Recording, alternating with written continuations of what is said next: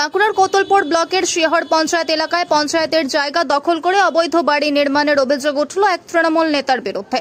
মসিনাপুর মৌজায় সরকারি নথি অনুযায়ী জমিটি শিহর পঞ্চায়েতের নামে হলেও নবনির্মিত জয়রামবাটি রেল স্টেশন যাওয়ার রাস্তার ধারে চলছে দখলদারির কাজ। অভিযোগ, ভূমি দফতরের চিঠি পাওয়ার পরেও নির্মাণ বন্ধ হয়নি। বিজেপির মণ্ডল সভাপতি কেশবী নাগা প্রশ্ন তুলেছেন, পঞ্চায়েতের জায়গা জবরদখল করে কিভাবে নির্মাণ সম্ভব শুধুমাত্র তৃণমূল নেতা হওয়ার জন্য?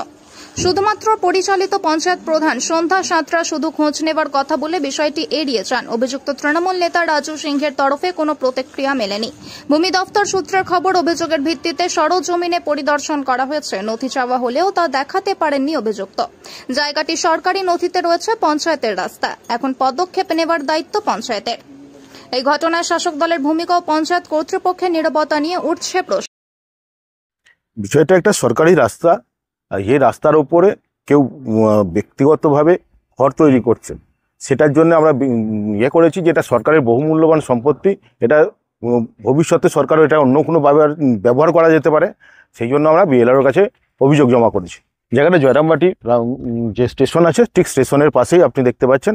এটা ভবিষ্যতে এখানেতে প্রয়োজন হলে গভর্নমেন্ট এখানে একটা রেস্ট হাউস বা করার মতো পজিশন আছে। সেই জায়গাটা কাউকে মানে সরকার তার নিজের লোকের দিকে, এটা তৃণমূলদের লোকের দিকে দেওয়া হচ্ছে।